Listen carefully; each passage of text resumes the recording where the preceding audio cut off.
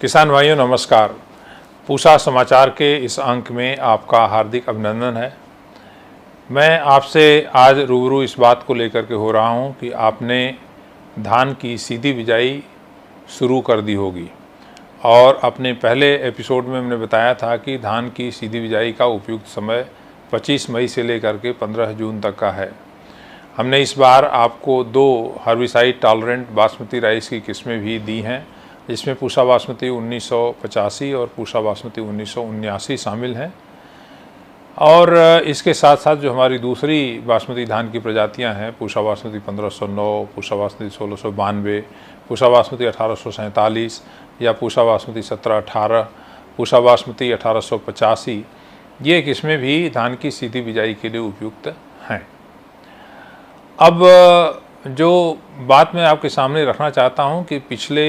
4-5 दिनों से और ये उम्मीद की जाती है कि अगले आने वाले 4 दिनों तक जो ये नौतपा जिसको बोलते हैं 9 दिन का मौसम बहुत ज़्यादा गर्मी पड़ रही है और तापक्रम जो है करीब करीब 47-48 डिग्री सेल्सियस तक जा रहा है। और ऐसी परिस्थिति में कुछ किसान भाई जिन्होंने सीधी बिजाई धान की कर ली है वो किस प्रकार से अपनी फसल की देखरेख करें, एक बहुत महत्वपूर्ण बात हो जाती है। जहाँ पर ज़मीन हल्की है, बलुई दोमट मिट्टी है और वहाँ पर जल धारण क्षमता बहुत कम है, अगर आपने बुआई कर दी है तरबतर विधि से या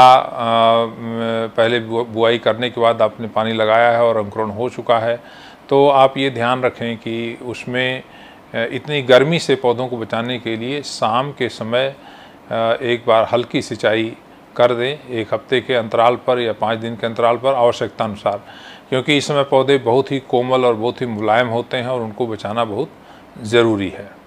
और जिन किसान भाइयों ने बुआई नहीं की है उनसे मैं अनुरोध करना चाहता हूं कि वो 3-4 दिन तक रुक जाएं और अपनी धान की सीधी बिजाई जो है 4-5 तारीख के बाद, तब तक उम्मीद की जाती है कि तापक्रम कम हो जाएगा, हो सकता है हल्की फुल्की बरसात भी हो जाए, तो उसके बाद करें। और 15 जून तक अभी आपके पास समय बुआई करने का है, तो इस बात का अगर ध्यान रखेंगे तो आप अपनी अच्छी फसल ले सकते हैं और फसल की देखरेख करने में भी आपको आसानी होगी। बहुत बहुत धन्यवाद।